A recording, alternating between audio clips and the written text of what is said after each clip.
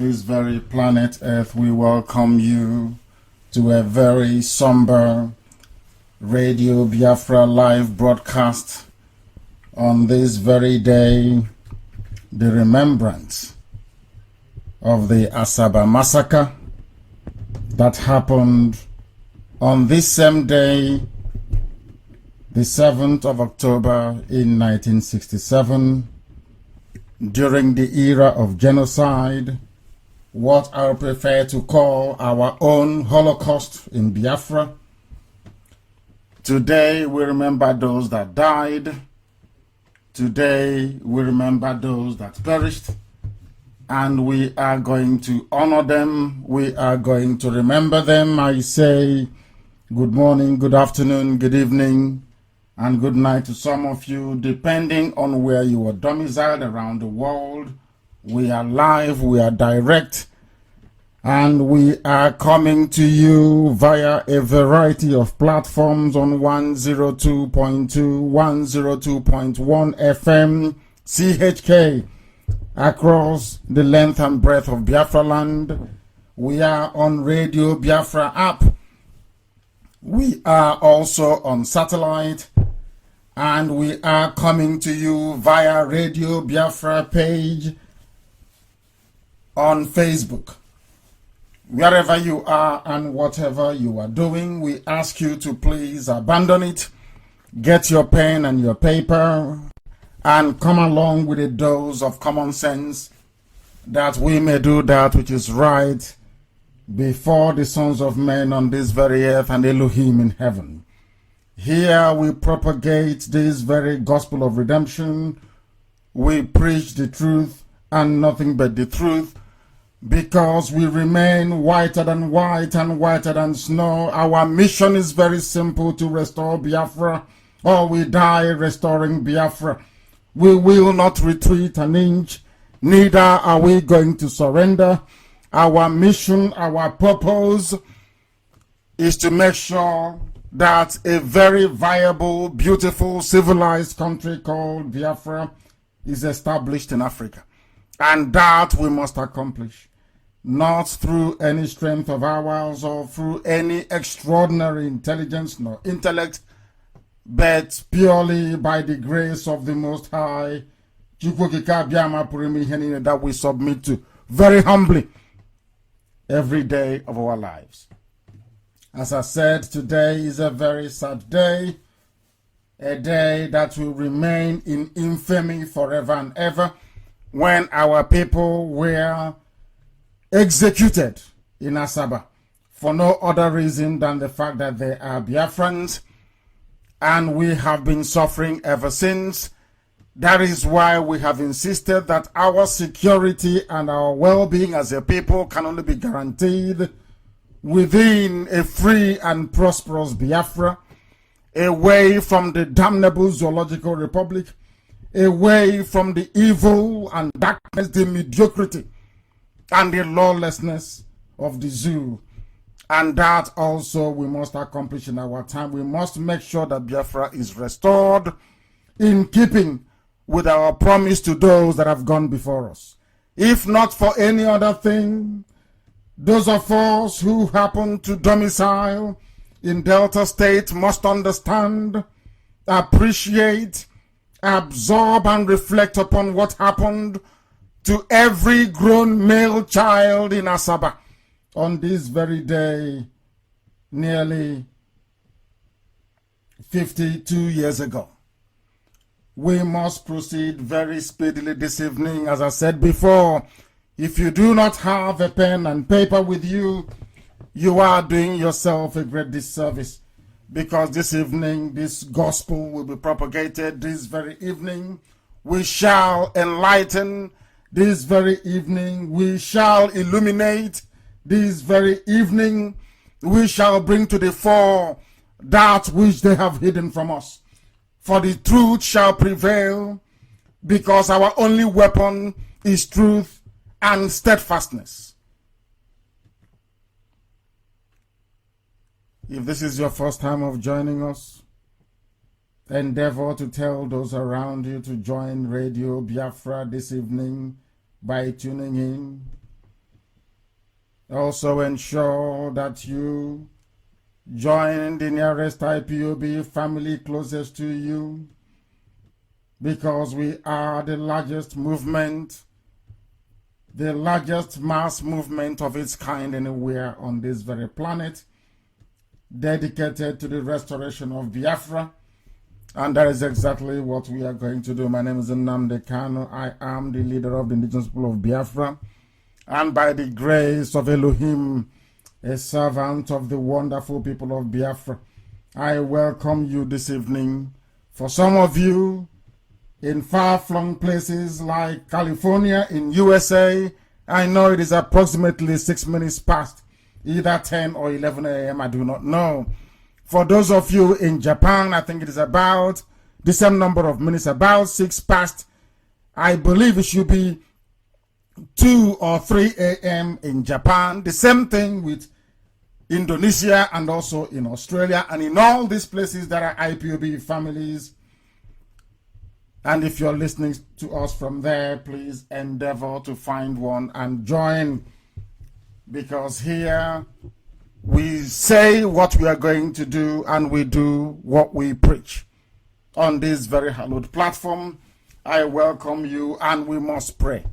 Because this evening we have a lot to get through. The arrests are continuing. The Fulani terrorists are attacking us at a place called Izi in Ebonyi, where Dave Umahi is presiding over what I would not call an influx of Fulani jihadists, but an army of darkness intent on invading and occupying our land. As I'm speaking to you this very evening, there is very serious engagement going on in that part of the world, because they are all struggling to become the next Igbo president of the zoo. And because of that, they have to mortgage our land. Because of that, they have invited their friends to occupy our land, our farms, and our forests. And we are not going to allow that to happen. And they know it very well. And they are also getting it very hot from us. There will be no phone in this evening. But I'm sure in the coming days I shall endeavor to make sure that each time I am on air, that you will get the opportunity to air your views and exchange ideas with me and with our listeners all over the world. We must pray this very evening. We must pray in remembrance of every family that was affected, which means every family within Asaba was affected by the massacre of nearly 52 years ago. Very, very sad indeed. It was a very dark chapter in our history. Those who say that they are Delta Igbo, perhaps this history is lost on you. Of course, they don't teach history in the schools, in the zoo. But this evening, we shall enlighten you, bring to your knowledge the things that happened that they have been hiding from all of us. If you are not Biafrans in Delta, why would they line up our men in Asaba and slaughter all of them in broad daylight? The man who carried out the massacre is one Ibrahim Taiwo. Very, very sad indeed. But we must proceed, and for us to do so, we must invite the grace of the Most High to be upon us. We must do that which is right before God Almighty in heaven. Eternal Father, you created us in your own image and likeness, but sin and wickedness has warped the minds of men, and throughout the damnable Zoological Republic, Nigeria. These are not the things that you created.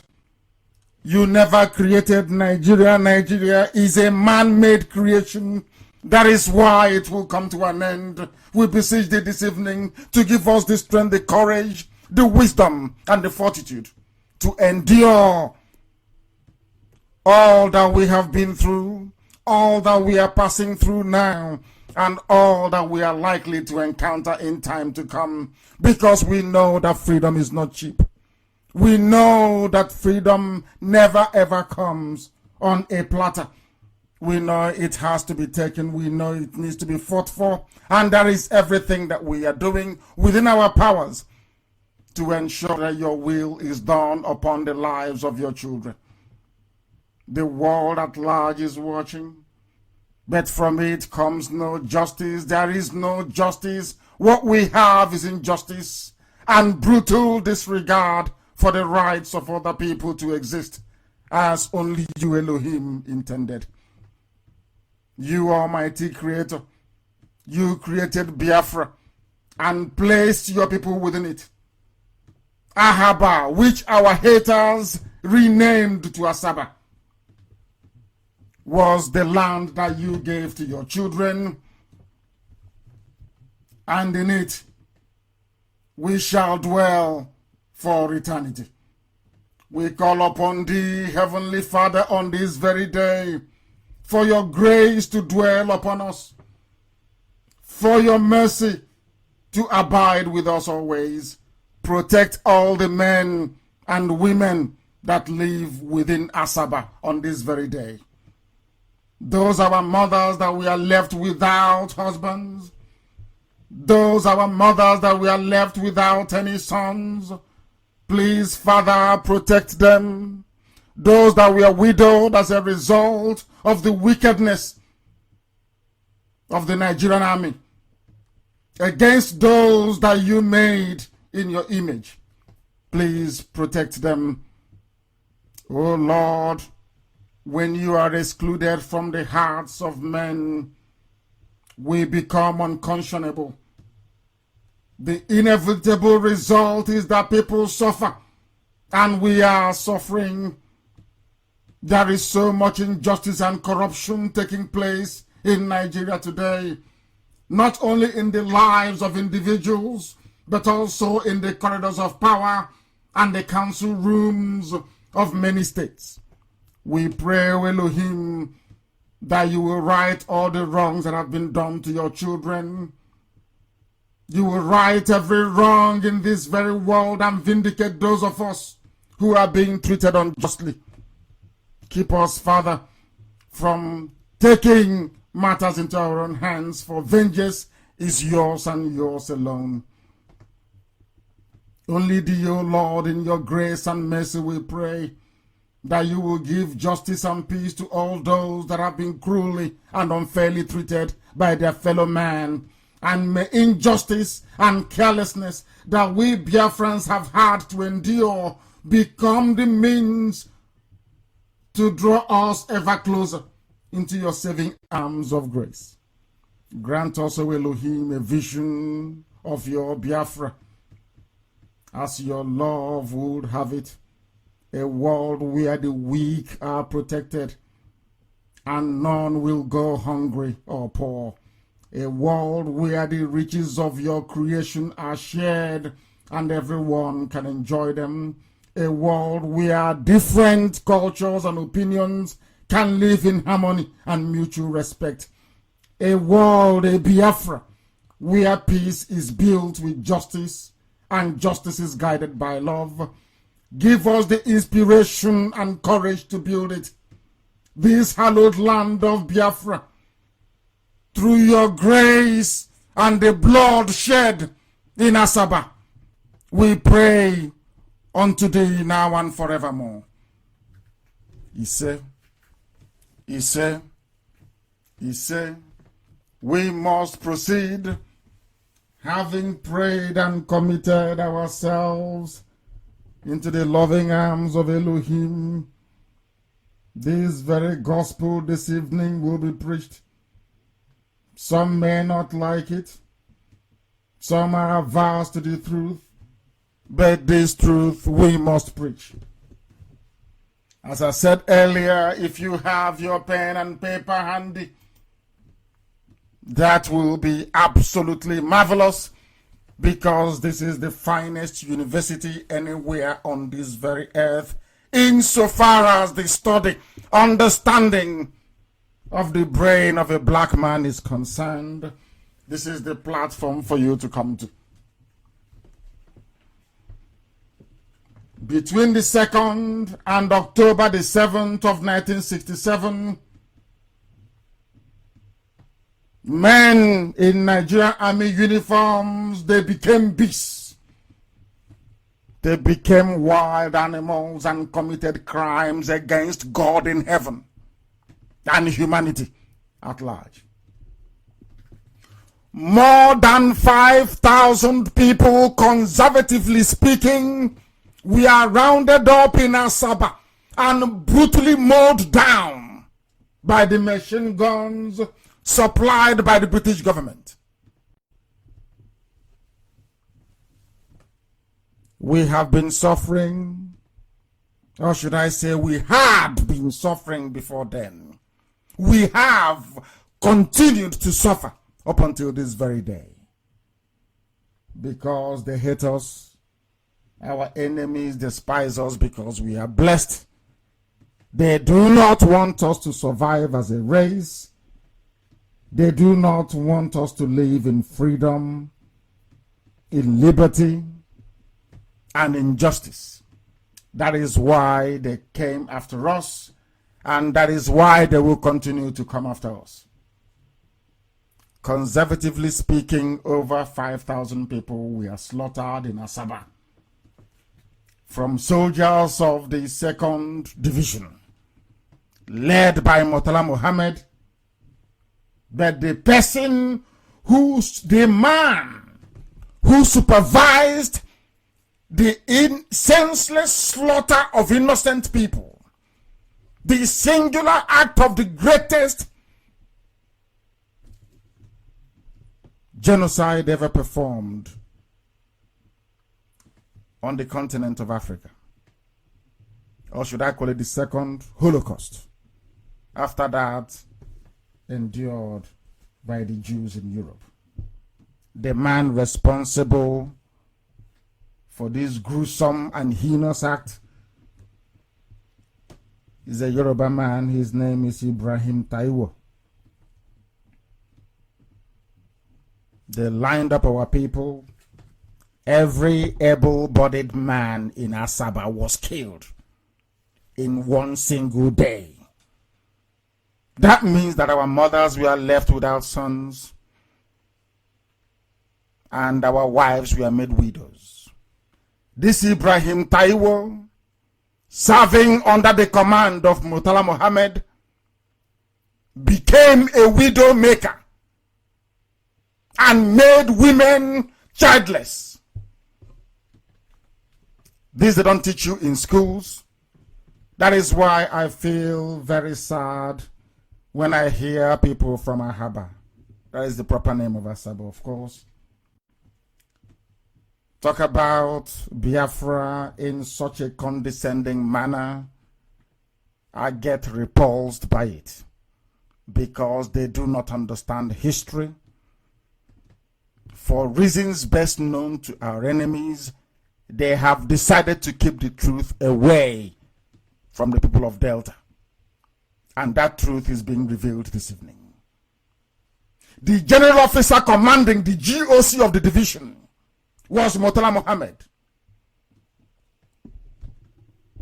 His operational headquarters was at Umunede. Umunede. Umunede. That is the name. It's an Igbo name with Igbo people in it. Umunede. It was from there that Taiwo went on his killing spree with his men. They entered into Asaba, and the Holocaust commenced in Asaba. If you're from Asaba, of course, that is the proper name, and you say you are not part of IPOB, you're not part of Biafra, may shame befall you and your family for eternity, because you are blind and you know nothing. This man called Ibrahim Taiwo entered into Asaba and the Holocaust began. There's a place called Obeke Square, St. Joseph's Catholic Church, for those that know.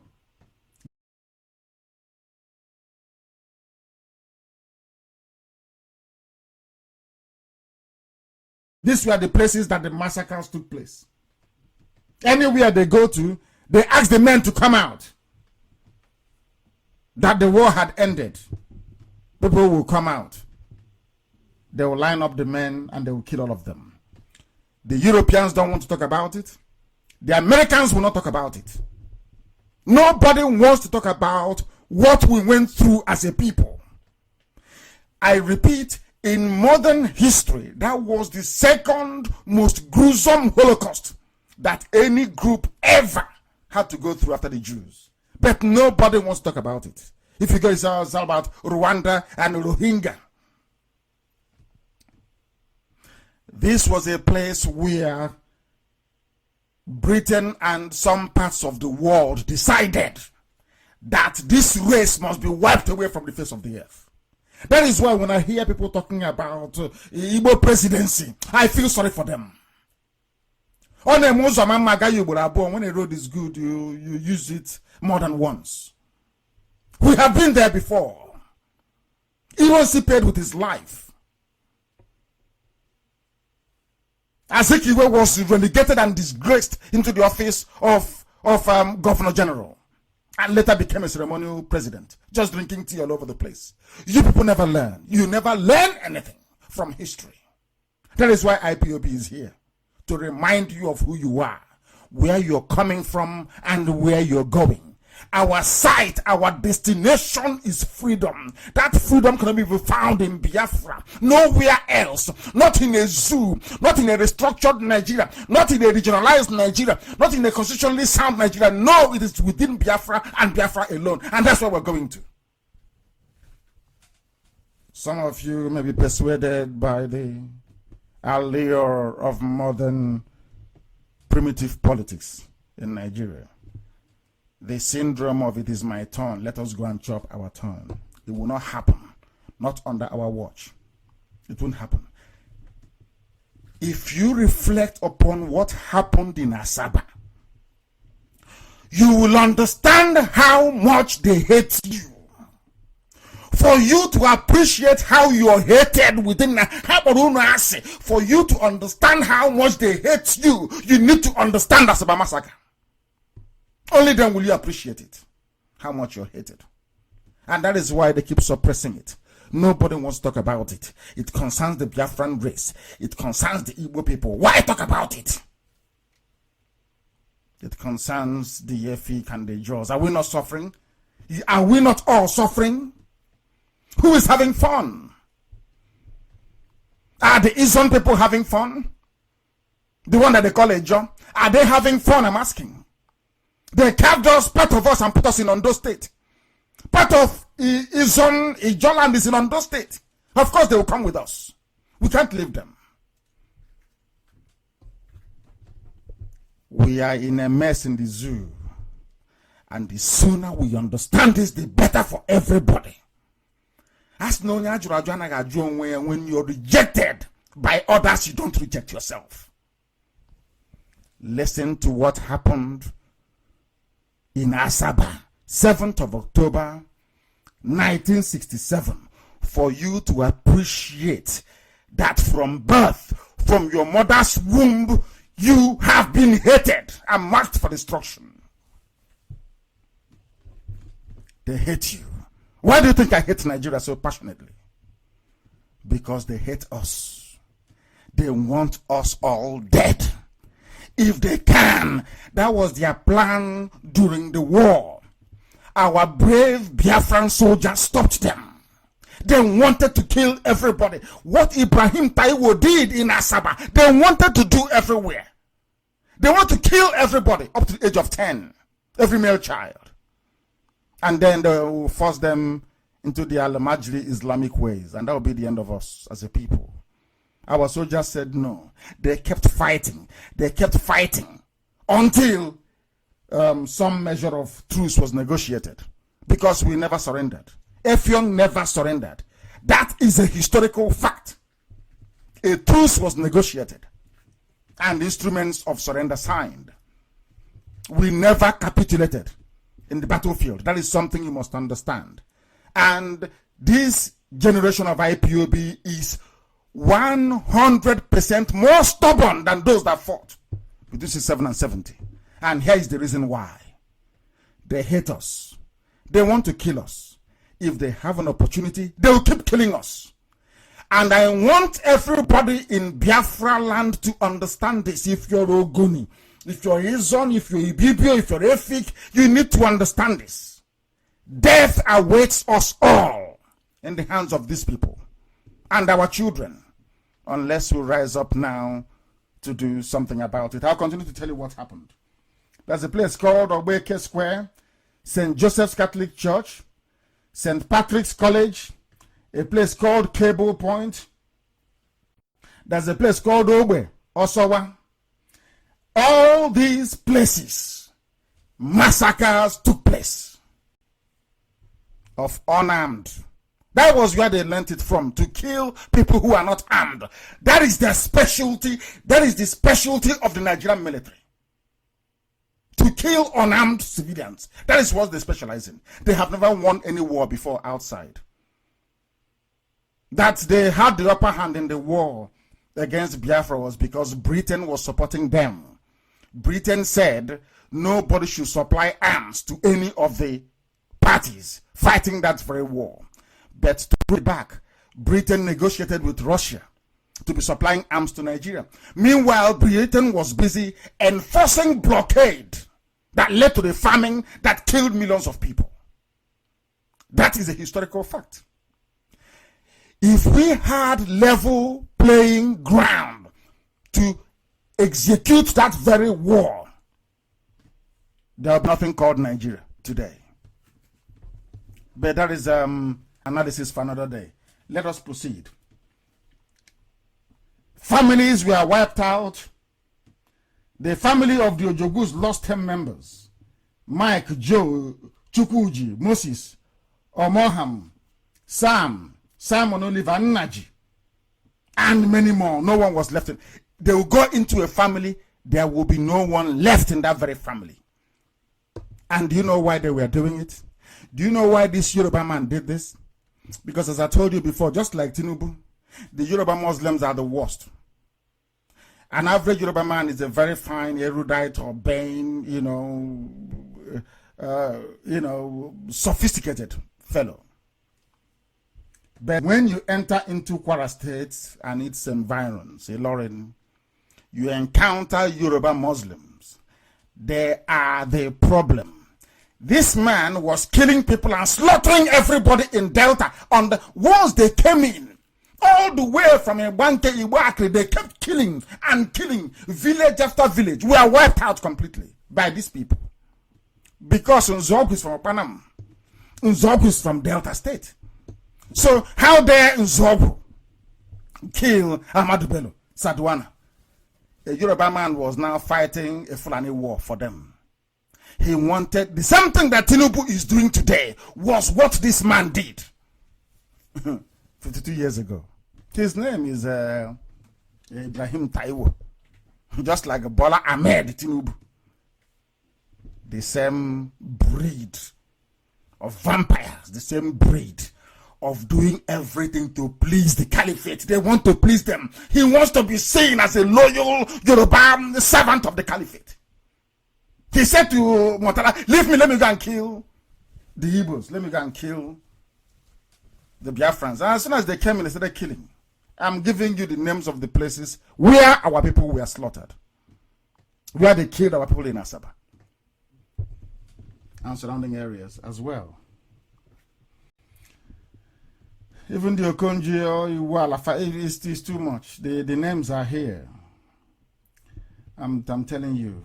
I don't know. It's just terrible. It's just terrible. I'm telling you. Even Miriam Babangida, the wife of Bongo Zikwe that Babangida took after that encounter. The father was also killed. The father of Miriam Babangida was killed, and Babangida took the daughter. That's how bad it is. The same thing that Omahi and the governors are doing today. giving them the unfettered access into our land. Take whatever you want. All I want is the presidency. Make me vice president. You can come to our land and do anything you like. I don't hate any of them from Adam, but I hate what they are doing to our people and to our land. Our land is sacred. Biafra is not like any other place on this earth. That land is holy. That land is sacred. That is why I say to our people, some of the things that you do, even within Biafra land or outside, you must reflect upon it. Because you're a special breed of people. You are so unique. There is no other group like you anywhere on this earth. Understand this very clearly. That is why the ancients say, Metu Maribe. That's the meaning of it. There are some things that you do, be it within Biafra land or anywhere you're domiciled around the world, you must remember how unique you are as an individual coming from a very special race. That is why they hate us, because they know we are special. No other reason. They know we are blessed. They know that scientists are born, they don't have to go to school. They know that very well. We are the only people capable of doing something that no other group can do in Africa. I said no other group can do it. What we are capable of doing. That is why they hate us. They killed Miriam Babangida's father, and Babangida took Ndidi. Okongu took the daughter. Unbelievable, isn't it? It is this crazy. There is one Sydney Asiodu who was in Lagos, well known. He was an athlete and moved to UNN and was studying zoology. He represented Nigeria at the Tokyo 1964 Olympic Games. It's unbelievable. He was also killed. And as you know, as with what Dave Omahe and Obiano, what the governors are doing today was there then. He had an elder brother, his name is Philip, as you do. He was the permanent secretary at the Federal Ministry of Industries. I want our people to listen very carefully this evening. I want to tell you where your problems are, how you can identify them, and how you can get rid of them. You know, that's what they do. They promise you something or they give you a position. In defense of that very position, even if they're killing your brother, you say, don't kill him. Because if you leave him, he will spoil something for us. Even he went to 1964 Tokyo Olympic Games to represent the zoo called Nigeria. Do you know that they killed him in the Asaba massacre? And his senior brother was the permanent secretary, Federal Ministry of Industries. It is unbelievable, isn't it? There's something they're doing today. In return for your land, basically, in return, if you want to become, they are saying is the turn of the Igbos. So if you want to become the president, they want you to give them our land, as Umahi is doing in Ebonyi. There is a war going on in Ebonyi right now as I speak. And we are meeting them head on, of course. And they know it very well. Right now, as I'm speaking, we are engaging them in Ebonyi as I speak. We are engaging them right now as I speak. Some of you don't know this. And I'm not supposed to say it. But sometimes some of you think that, what are they doing? They're not doing anything. We are protecting you. That Ebonyi has not fallen, that Enugu has not fallen is because of IPOB. As I'm on air this evening speaking and preaching this very divine gospel, we are stopping them in Ebonyi state right now, this very second. IPOB, sacrificing our lives to make sure that the promise that is Biafra is fulfilled in our lifetime. Some people don't understand. There is not something you play out on social media. We are engaging our enemies that have come to take our land from us. And out of frustration, they went and slaughtered some families today in Izzi. It is happening right now as I'm live. Ask Umahi, and Umahi will confirm it right now that there is war going on in Ebonyi. Some of you do not know because hopelessly and foolishly you were busy watching Big Brother or Little Brother, I don't know what you call it. That is how hopeless some of you are. But your land is being ravaged. We are being overwhelmed, so to speak. People don't know what IPOB stands for. They don't know what it means. They think we have come to joke and to play. We have come to defend our land. We have come to restore Biafra. Or we die restoring Biafra. There is no two ways about it. Our people were killed, slaughtered, maimed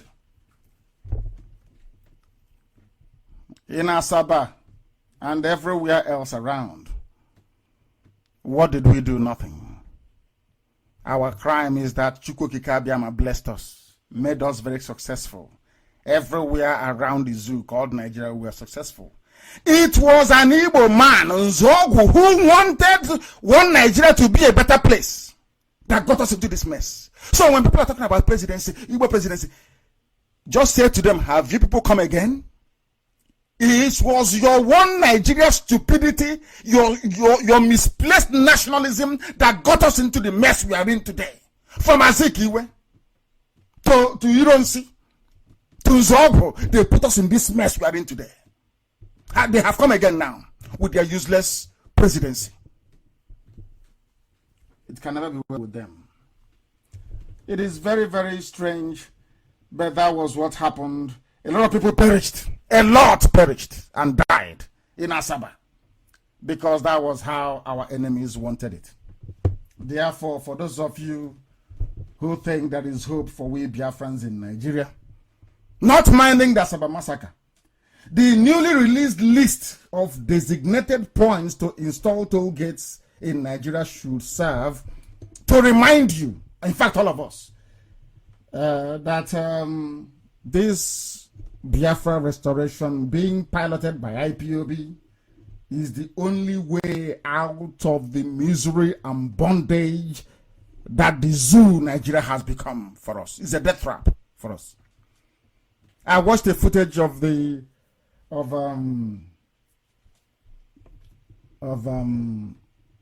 I think it was Owerri Road the other day. It was raining. It felt like River Niger in full flow. I bet you that if anyone were to step into that very fast-moving surface water, they'll be swept away. That's Anambra State. But some of you support the governor of the state. That is one thing that is seriously distressing me. That we are now becoming like Alamajiri. We now celebrate mediocrity and criminality because you're getting something from the master's table. The same thing that the Fulanis did to them, they are now doing to us. And some of you foolishly are falling for it. But not IPOB, thankfully. Before I delve more into the substance of what the remaining part of what we have to bring this evening, I must remind those of you, listen carefully. Let me repeat, I must remind those of you clamoring for Igbo presidency that you are wasting your time. IPOB is dedicated to the restoration of Biafra, and no amount of idle gossip or paid advertorial by sycophantic praise singers, or should I say inconsequential political errand boys, will detract IPOB from our march to freedom. It doesn't matter how many journalists you pay 4,600 naira to be writing press statement for you. It's inconsequential. We are not being moved. We want Biafra, not presidency. Understand this very clearly. Remember what I said before. It was the pursuit of this I am an Igbo man, I want to rule Nigeria, that got us into the mess we are in today. I have said it before. From Azikiwe to Ironsi to Zobo, it was their desire to make Nigeria a better place for everybody that got us into this mess that led to the Asaba massacre of 52 years ago. The world is watching. If we step into this presidential nonsense, we have lost every right to speak about Biafra in the terms we are doing at the moment. Understand that very clearly.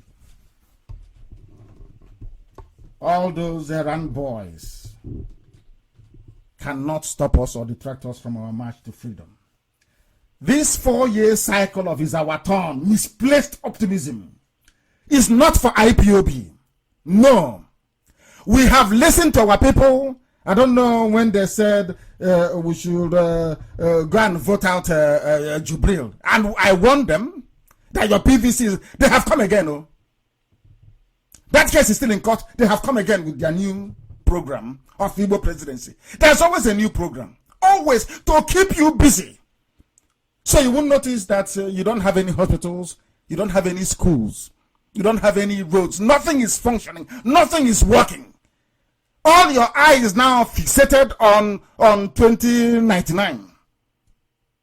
Then you get an Igbo president. And then what happens after that? Do you see how foolish people are? Then what happens after that?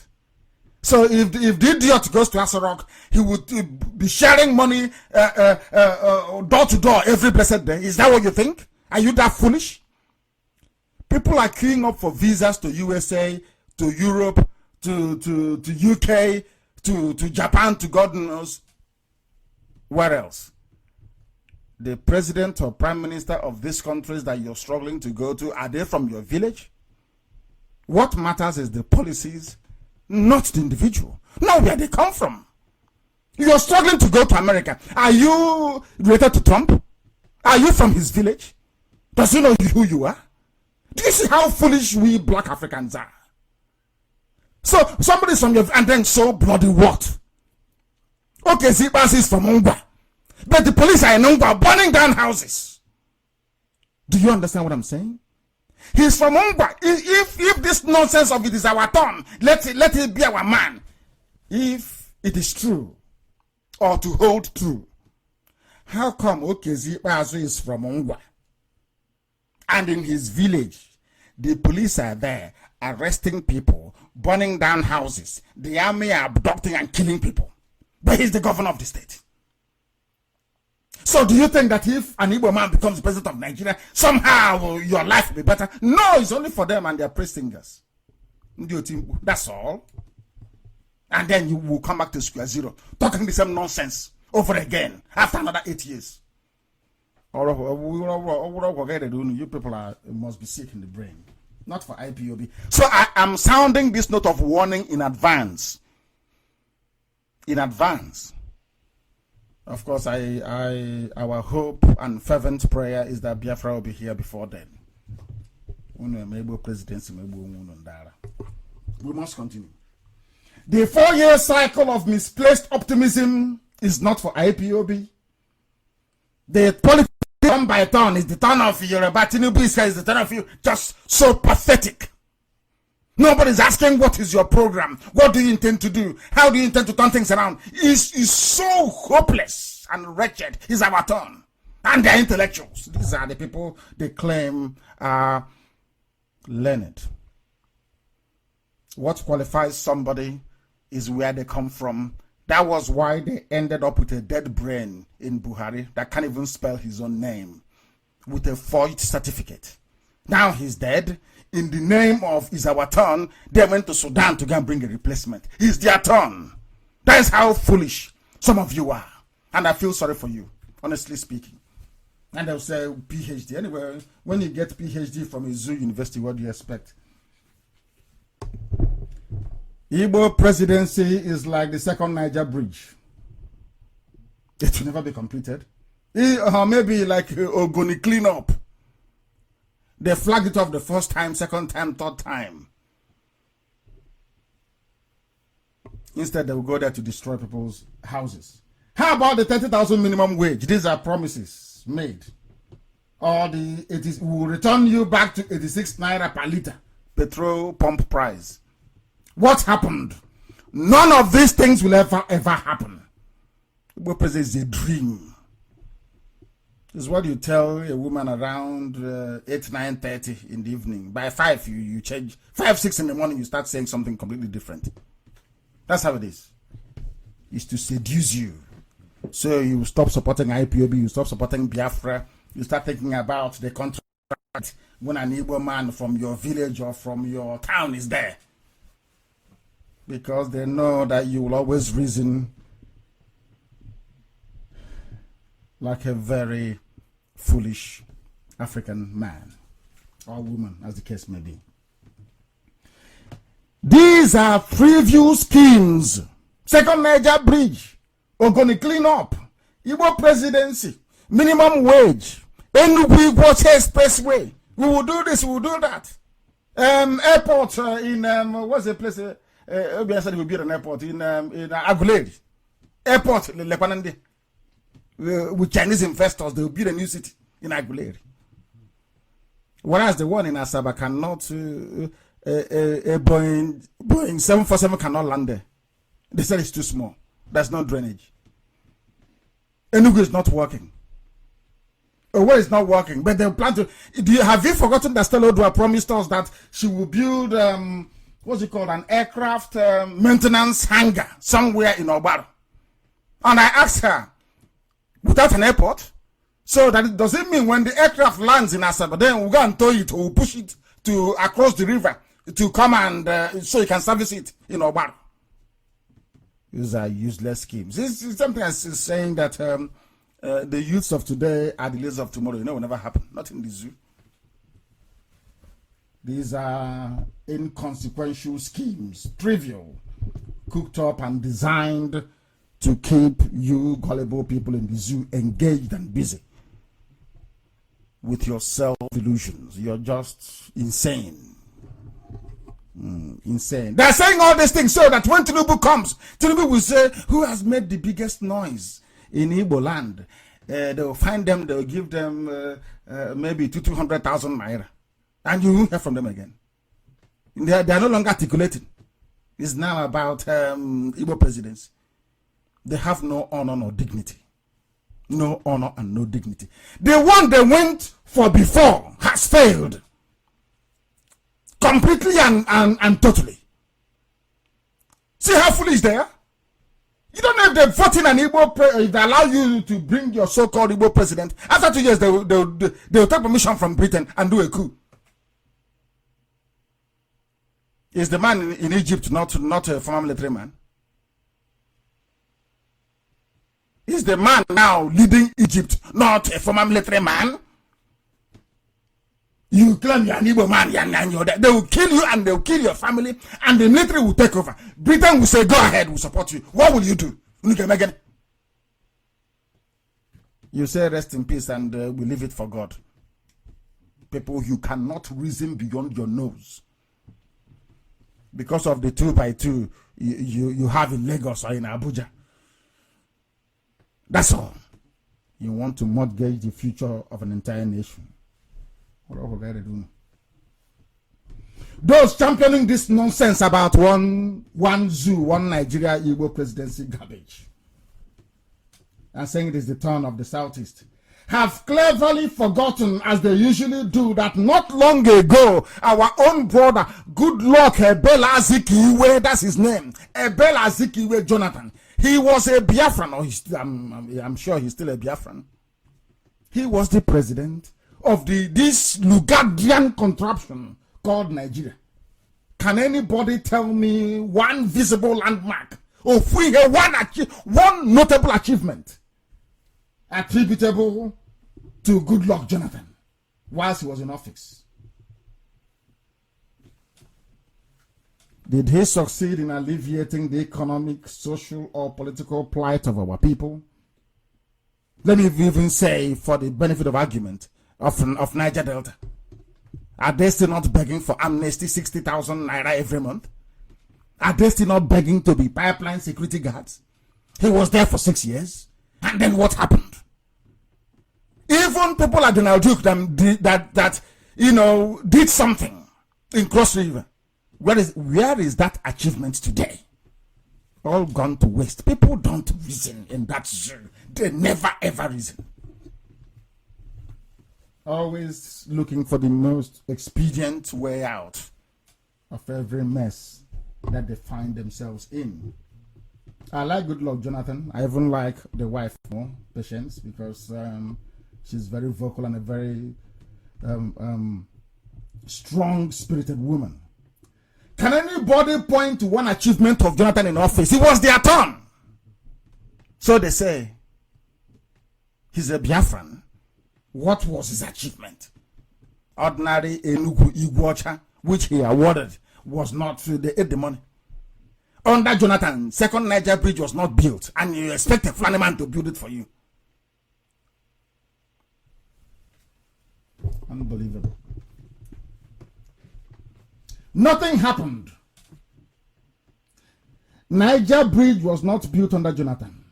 Enugu Iguacha Expressway was not built. No new industries, no decent public housing, not even common water, drinking water to pipe it to people's homes. Impossible for them to do. I grade Jonathan's presidency as a total failure, the same way that I rate Dr. Azikiwe's presidency was a failure, the same way that I rate Aguirre's presidency or head of stateship as a complete and utter disaster for our people. The same way that I rate Nzogu's intervention in politics, because he was a soldier, he shouldn't have come into politics at all, as an utter and one almighty catastrophic disaster for our people.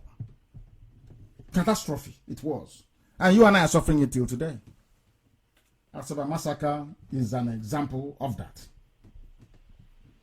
Admittedly, I must give President Jonathan some credit. Admittedly, he ran what came close to a democratic government in terms of individual freedoms and liberty. But developmentally, the way its development impacts on people, on the masses, his administration, like many before it, we are found wanting.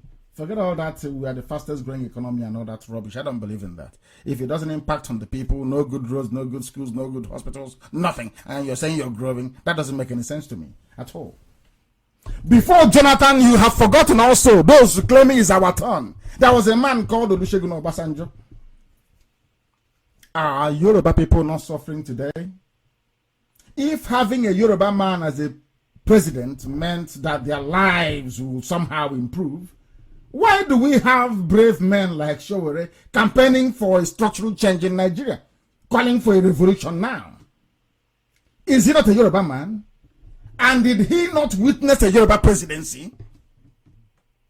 This is for those clamoring for Igbo presidency, thinking we will bring a much needed change in their lives. Look at the pitiful, backward northern Nigeria with their almost illiterate quota judges and professors. What has become of their lives today? The fact that they have been in power for almost 42 out of the 56 years that Nigeria have supposedly existed as a glorified British colony, let's be honest, have lives in the north improved? Let us even go to Daura, where the dead Buhari comes from, and where now the Sudanese Jubril goes to visit once in a while. Have you been to Daura? Are they sharing money in Daura? Are they happy with this buffoon that is there, the Sudanese, governing in the name of their brother, Buhari? The answer is no. So all this nonsense about Igbo presidency, it makes me sick. Very sick. Is to correct the equity. These are the idiots running to America, running to Europe to go and buy houses where things are happening. So why don't you say, oh, I won't have any house in America, I'll have no house in Europe? Because the person, their prime minister or their president is not from my village. It's not our turn. In Daura, you have more people in Daura than in the whole of Anambra put together. You don't know that? In fact, of course, we have no poor people. We are hardworking people. I'm very sorry to have made a comparison anyway, because there are no basis for comparison. We work very hard because we are blessed. We don't go about on the street begging people for handouts to survive, as they do. They do by being allowed. Do we do that nonsense? We don't, because we are hardworking, because we are blessed. Everybody has something they are doing. Everybody, I say, you have something you're doing. So having a president from that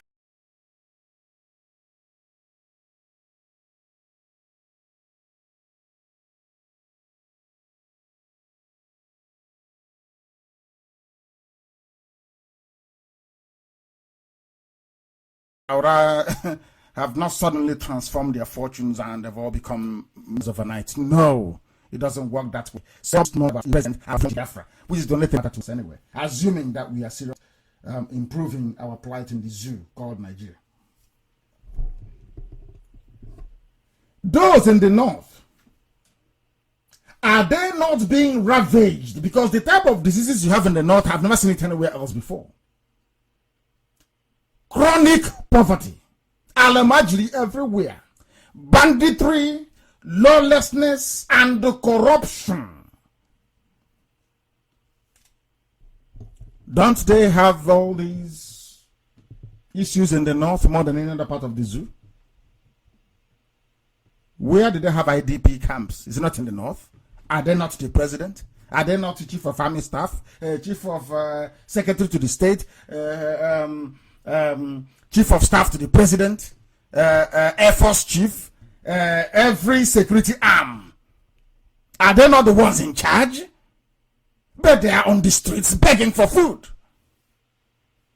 Stop all this nonsense about it's our turn. It's the turn of our people.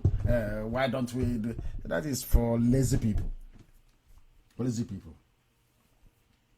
People have been brainwashed into believing that having the presidency will somehow make your life better. That is nonsense. There are more Fulani people in IDP camps than when Jonathan, who is not a Fulani man, was in power. There are more people now in IDP camps than when Jonathan was there. But it's supposedly is a of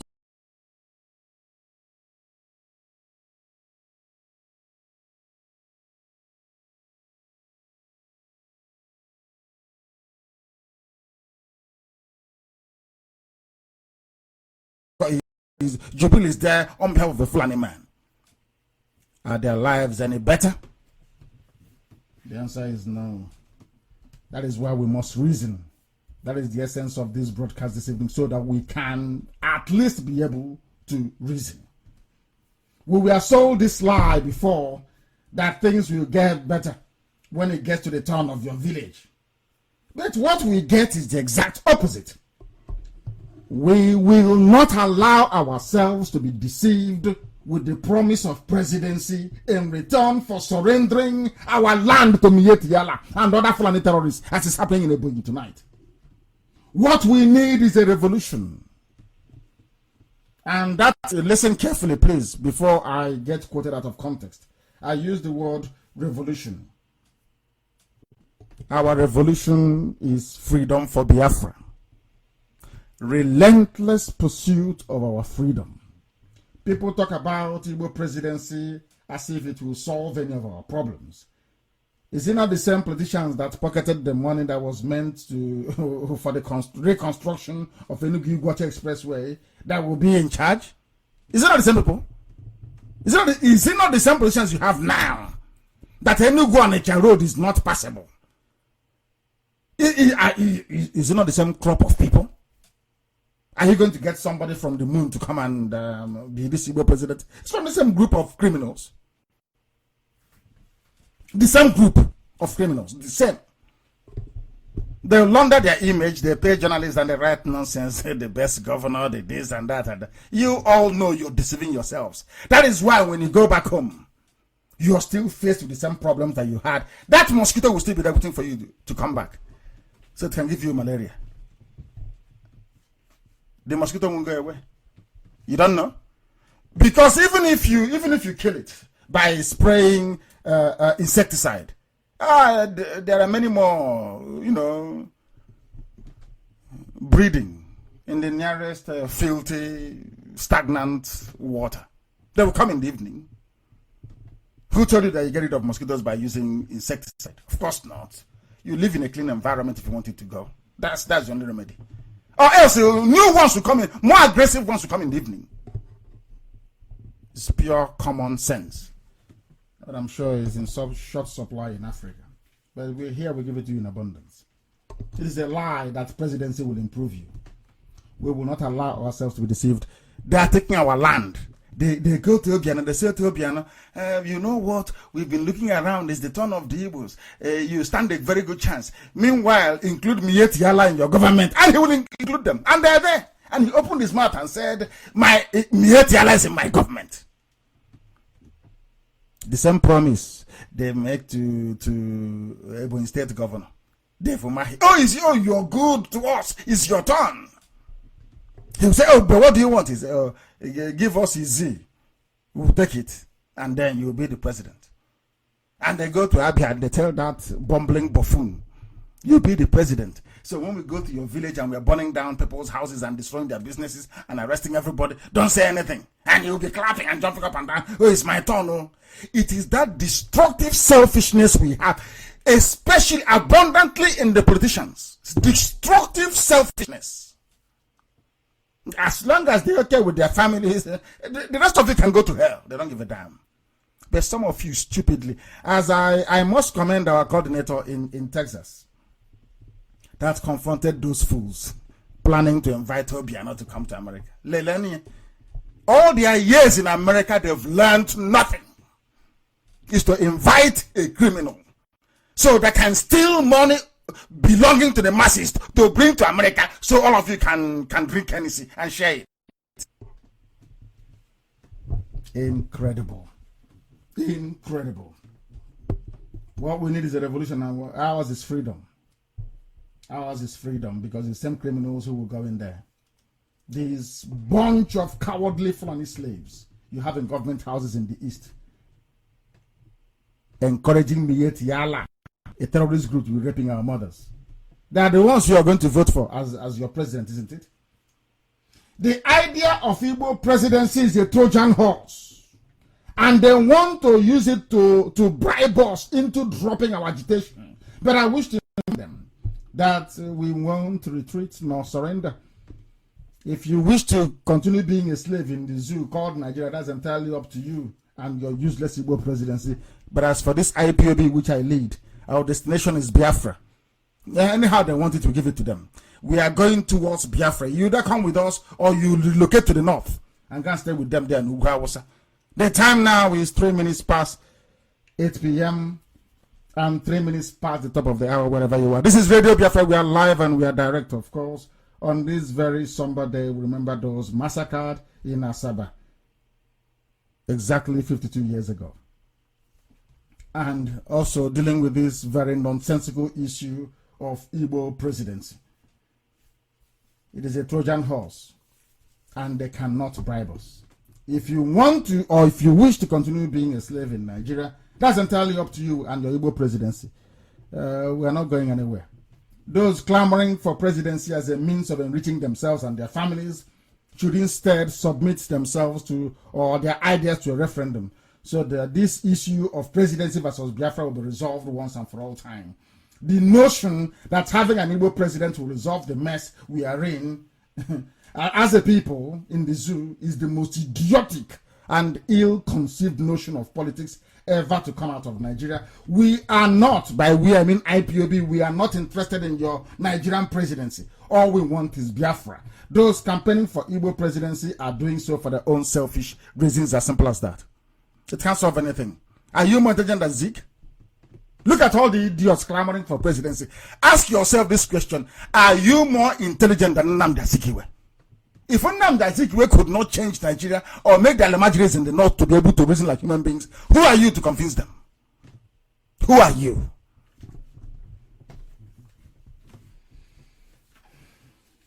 They want to enrich themselves, but they will never ever succeed.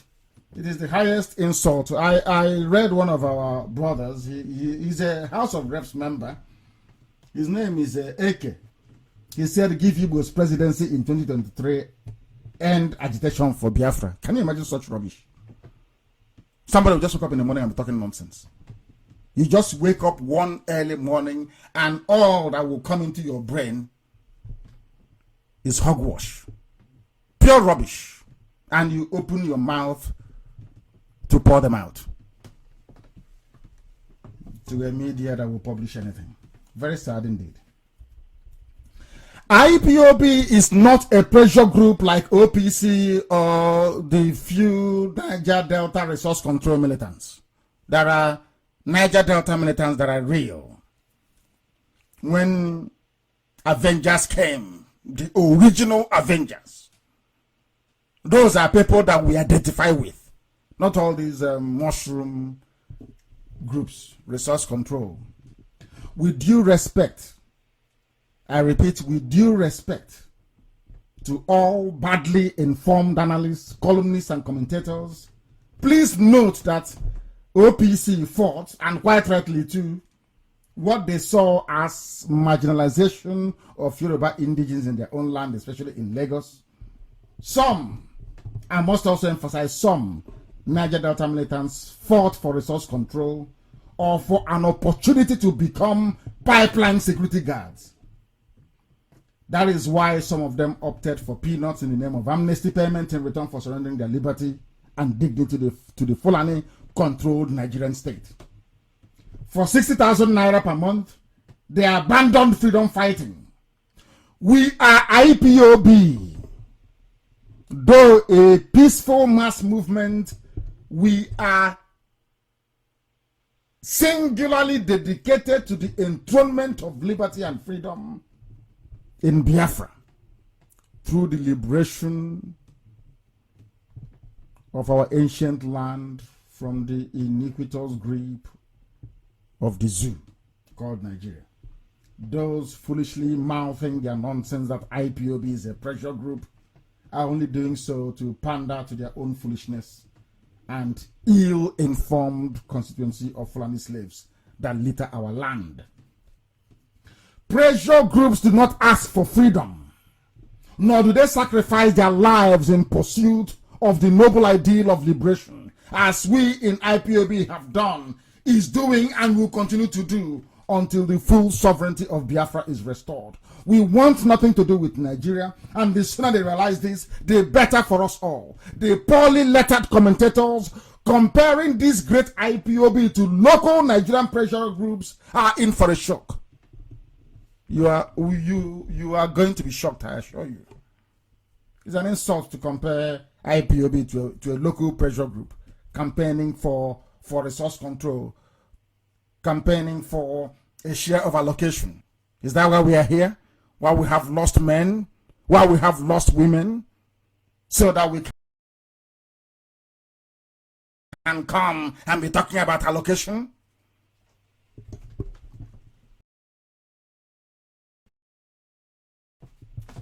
Let us ask ourselves these questions. Do you think an Igbo president will change admission scores into unity schools? I'm asking you. Some of the entrenched injustices against our people, do you think if you put any of them there, Omahi as the president of Nigeria, that Omahi will have the guts or the presence of mind to go to his masters that fed him, that he rigged elections for in Ebonyi, and said to them, I want to make the scores uniform for everybody going to unity school? Do you think he can do that? Point out one person that has the liver to stand before Al-Majri, the caliphate, and tell them the bitter truth. Which one of them? Just point, name one person.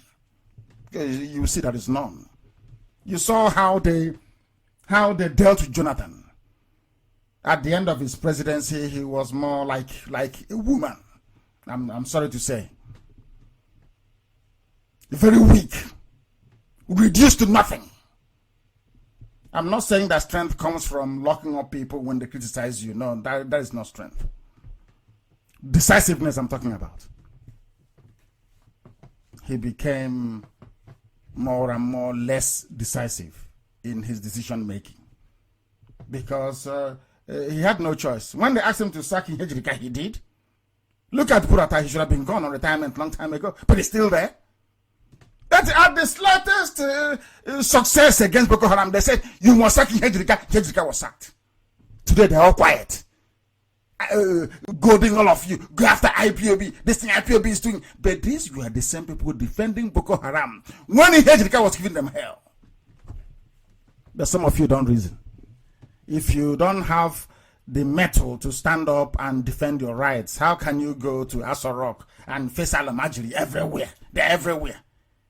By the time they pay Yoruba media to start writing against your government, you collapse overnight.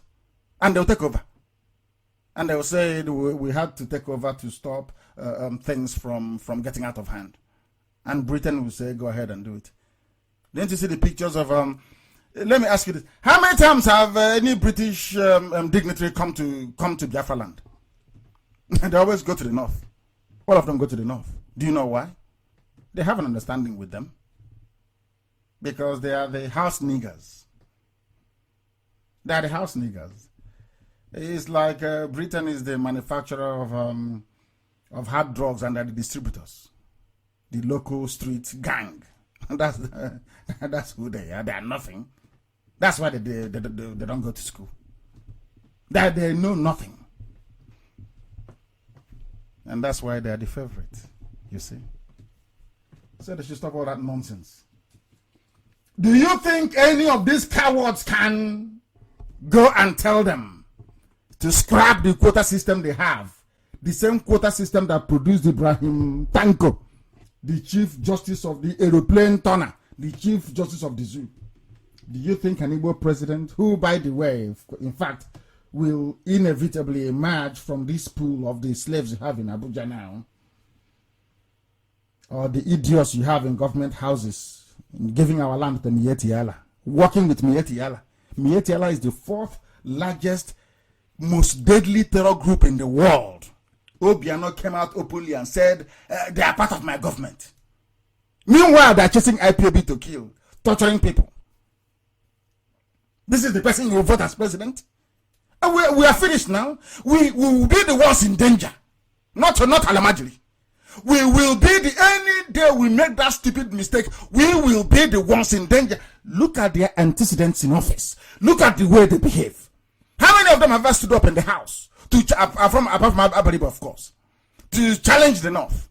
And even when Abariba did, they invited him and locked him up at DSS. Obasanjo was there.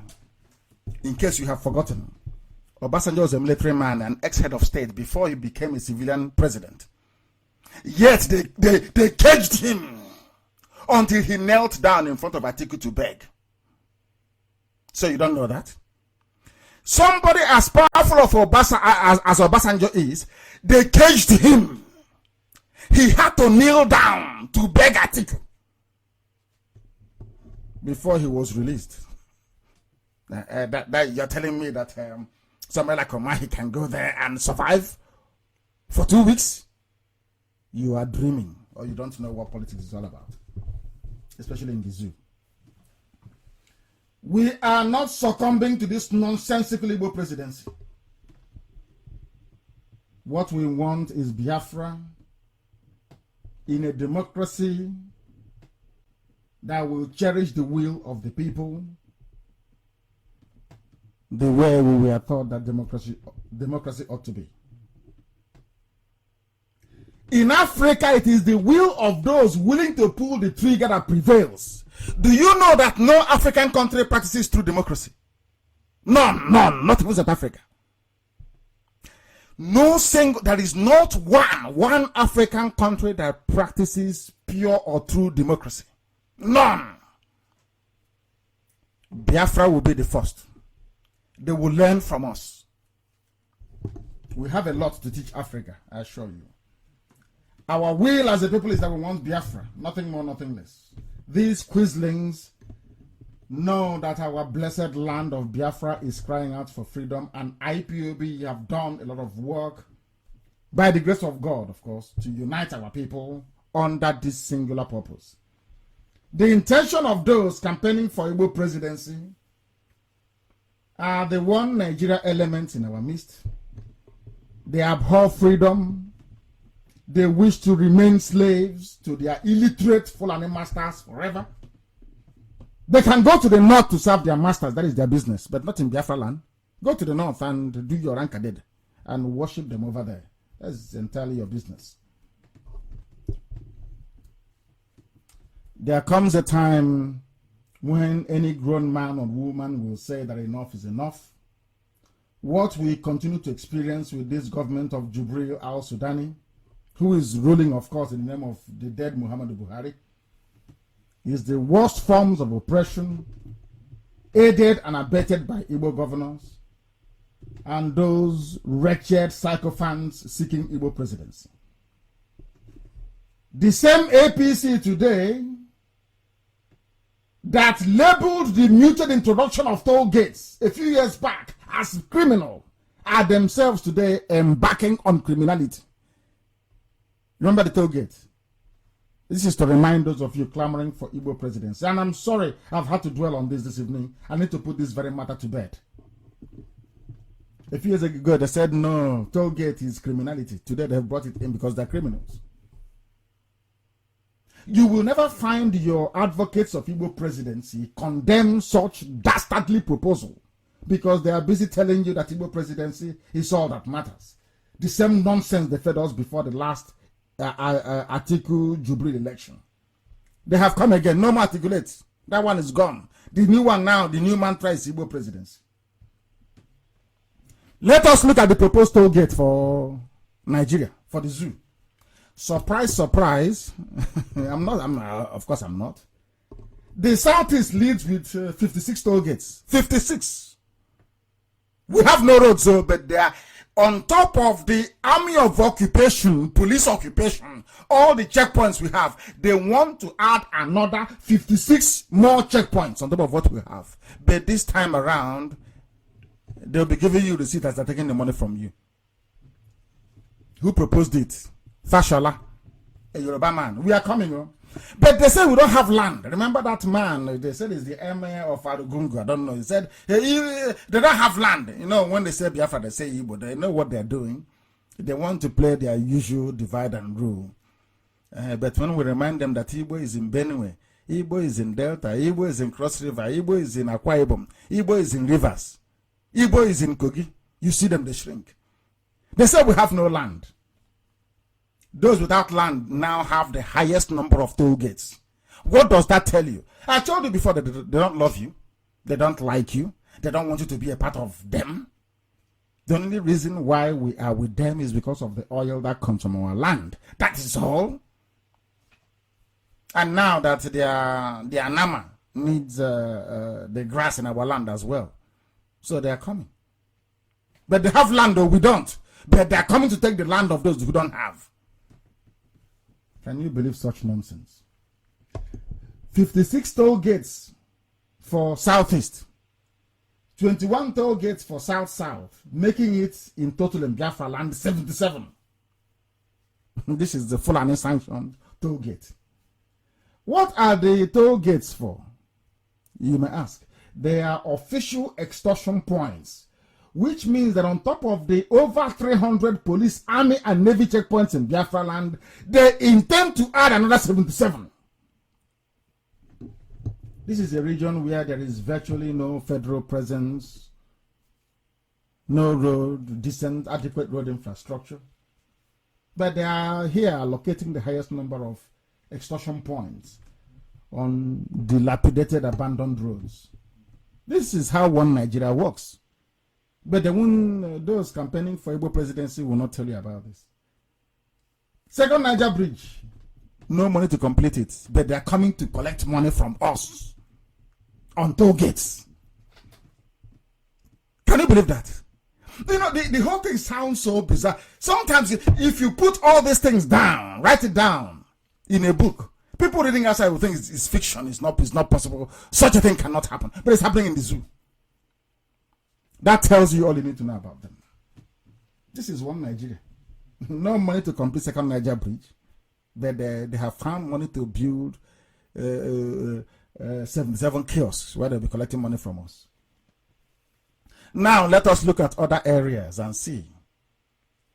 Fashola, who is proposing it, from his own side, Yoruba land, they will only get 22 toll gates. We have 77, they get 22.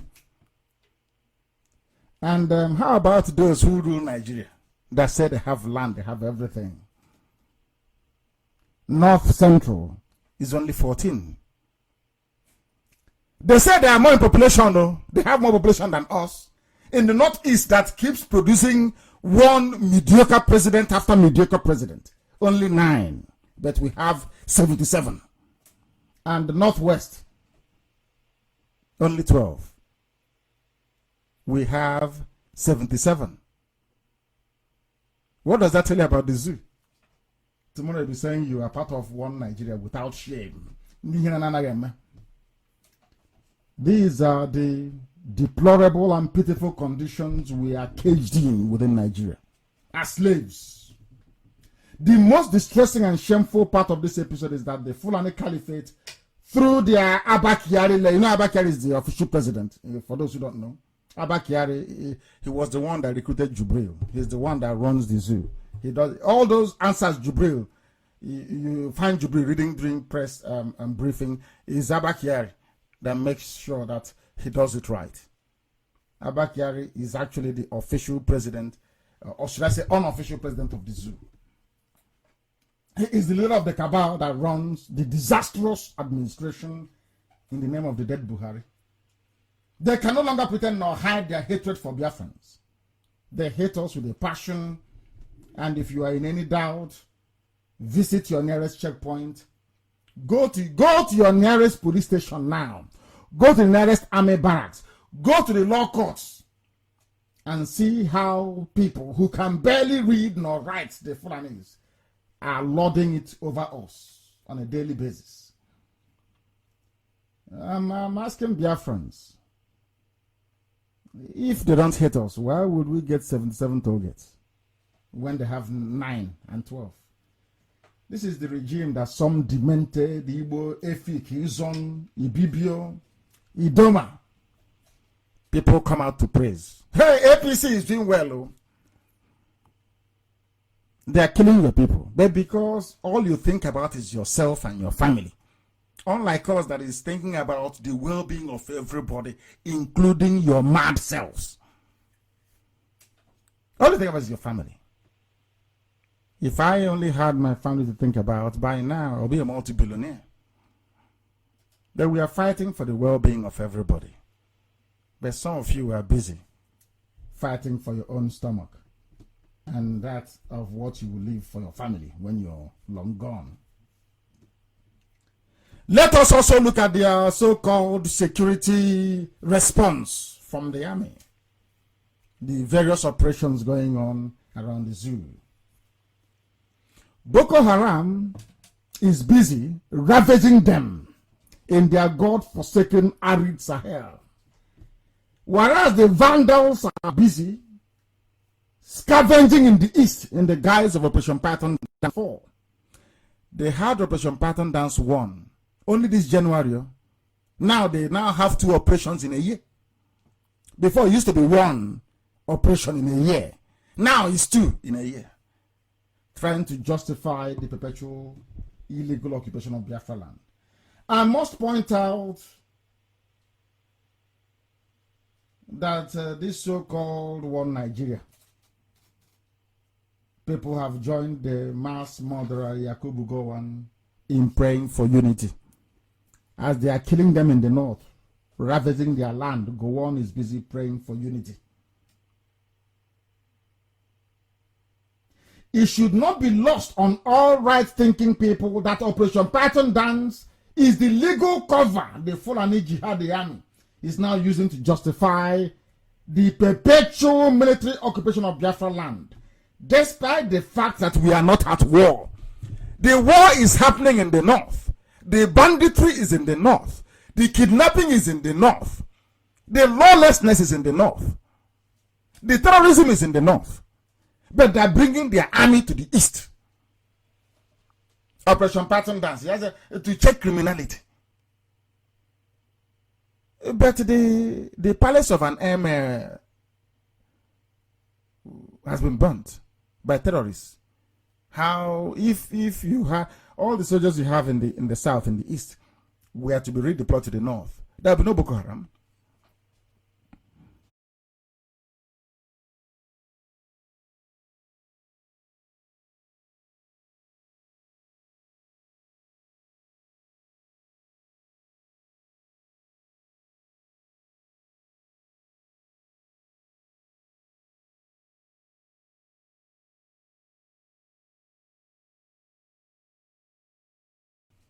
But with their friends in the media, they know how to hype things up. They have no conscience.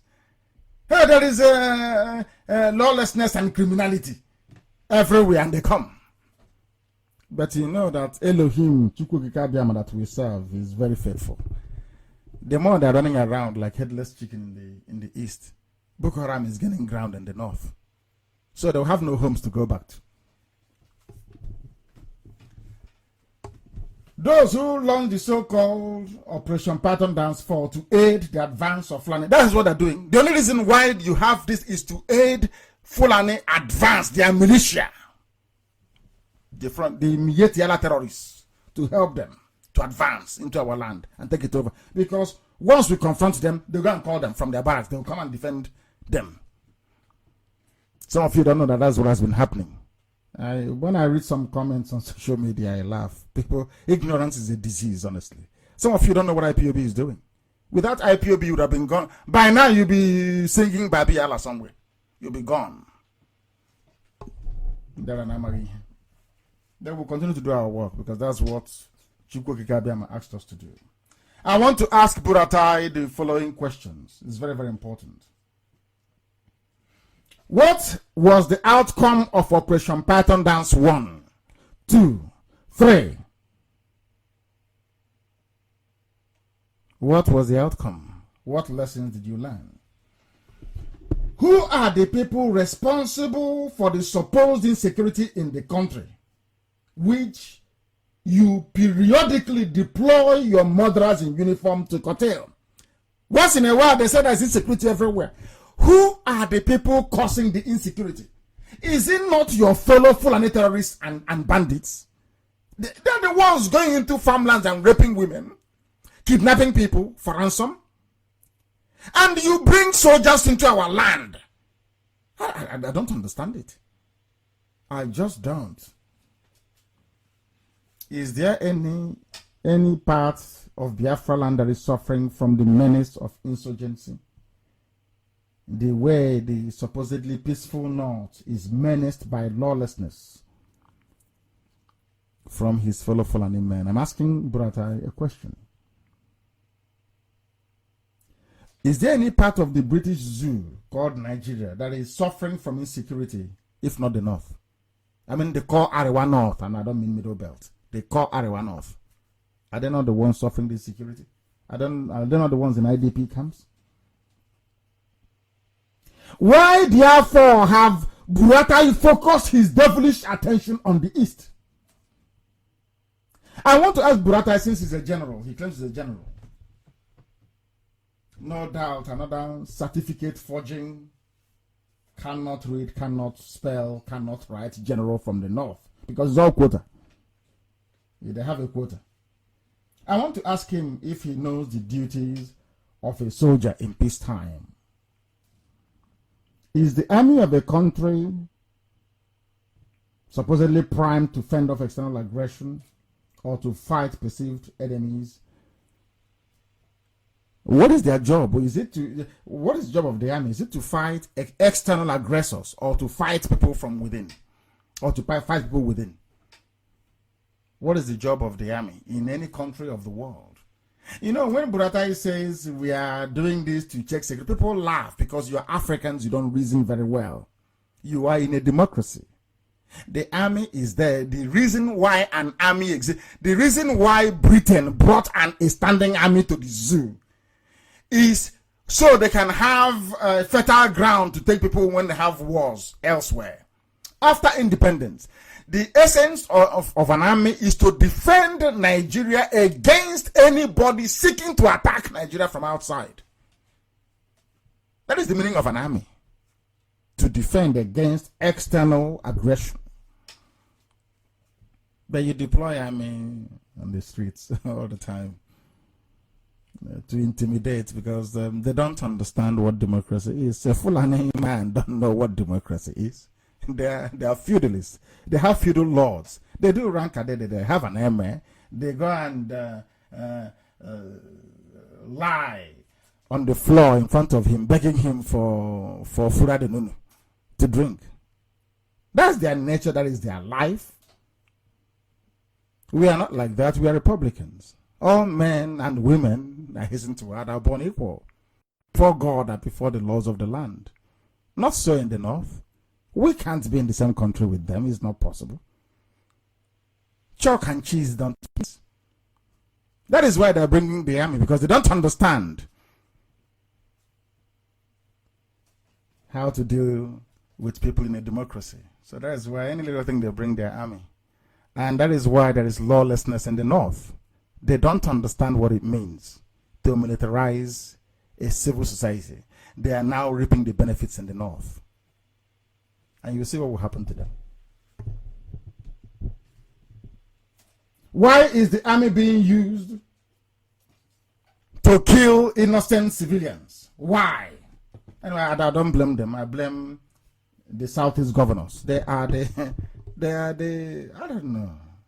Those people are evil. Very, very evil, I tell you. More evil than you can imagine. And everything I say comes to pass. When it happens, I'll tell you I told you so. Don't warn them about their PVC. What happened? They didn't listen. They say register to vote. With Fulani INEC chairman. Yeah. And finally, I want to ask Buratai, since the bulk of the Nigerian army is in the south, arresting unarmed innocent civilians and helping Mietiala to consolidate their territorial gains, what are those defending the north? Who are they defending the north? Who is fighting Boko Haram? If all the army is in the south, who is fighting Boko Haram in the north? Because if you were in the north, the MS palace wouldn't have been burnt down. I'm sure you know that. I'm also sure that some of us have come across the headline, Boko Haram insurgents attack Yobe community, set MS palace ablaze. It's everywhere.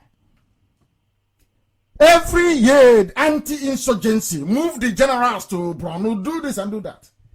Boko Haram have continued to wreak havoc. They buy them cars, they put them in the army, they give them everything they want. They're still fighting. But IPOB, we've not carried any arms, we've not killed anyone. Your own governors are conniving with them. Kill them, burn their houses. I can't begin to understand this. I don't understand it.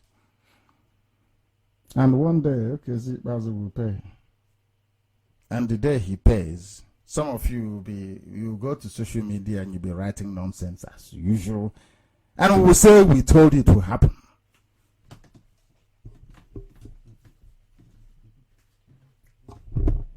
They said the insurgents were on a mission to eliminate the district head in a revenge mission. They burnt a section of the emir's palace in Jajare, in a place called Babangida, headquarters of Tamuwa local government area of Yobe State. Impossible. They come in the afternoon, whereas Burata is in the east doing Python dance 50. and the terrorists are in the north, burning down places and taking over villages. And you're telling me that Nigerians are normal?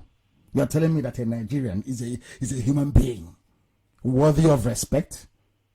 Worthy of respect? Terrorists and bandits are killing you in the north, sacking villages. There are IDP camps all over the place. And what you can do is to mobilize the same army to come down to the south and be disturbing innocent, peace-loving, law-abiding people. Unbelievable. Anyways, what do you expect? What do you expect? No wonder Aisha Buhari fled to London. Even they have now resorted to prayers.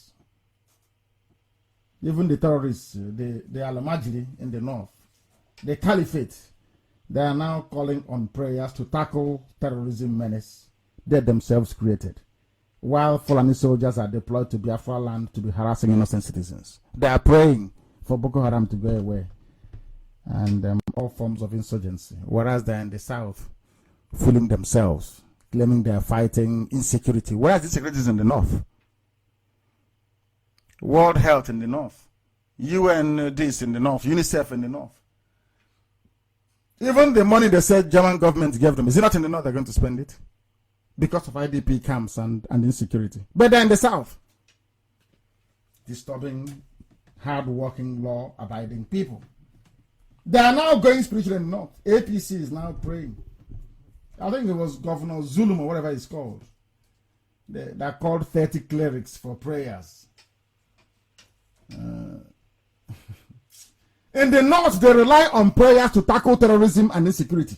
But in the east, that is peaceful, they rely on the army to tackle peace. Prayers to tackle terrorism in the north, and the army to tackle peace in the south. As with its foundation, everything about the Fulani Nigeria, that's what it is a Fulani Nigeria. Caliphate is upside down. While we blame the all-conquering but educationally challenged Fulani Caliphate, of course, with the help of the British, for occupying our land, the bulk of the blame lies with Eastern governors, Dave Umahi and his group, and those that support them. You that support them is the problem. Not even Dave Umahi. It is the idiots that support them. The greedy, selfish fools that support them. They are the problem. Of course, they're only a handful. They're in the minority. The minority. Their politics of servitude and acquiescence is what landed us in this desperate situation where Fulani soldiers, instead of remaining in the core north to deal with their banditry, insurgency and terrorism, they have instead allowed themselves to be used to be tormenting our lives in Biafra land. Those supporting these governors must also partake in the blame as well. Some of you, it's Nigeria. People don't remember anything anymore. Some have forgotten that even Obasanjo a while back reminded Jibril Buhari that his government is empowering Boko Haram. He said it. Go and Google it. The problem with so-called Nigerians is that they don't reason. I keep saying, every broadcaster say it. Nigerians, when someone says I'm a Nigerian, I know you're lower than an animal. You can't reason very well. You can't. Because if you can reason very well, you cannot say you're a Nigerian. They have all forgotten that Pa Fashoranti, the Afenifere leader, the daughter was killed in Yoruba land. Everyone has forgotten. It's all in the past. The rigged election that Atiku won and Jubril Abakiari rigged. Everybody you've all forgotten about it. Instead, it's 2027 or 2028 in the era. Even in the Middle Belt, they have forgotten. I read somebody, is it Lekwood, somebody from Middle Belt, is saying some nonsense about Biafra and Igbo presidency. He has forgotten. Maybe he has a house in Ashiokoro, in Abuja. Every other person can die and burn to ashes. He doesn't really care. He has gotten his own share of the cake. He says Lekwood. He's in Abuja talking rubbish.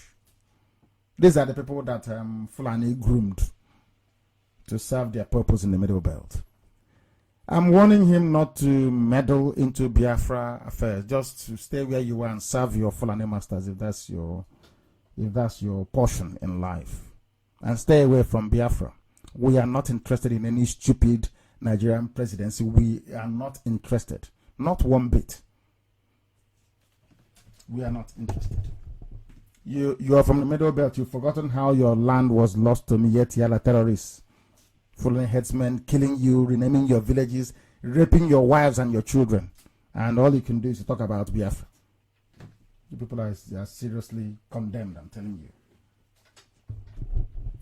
The humiliation you suffered at the hands of Miyetti should keep you occupied. All of you.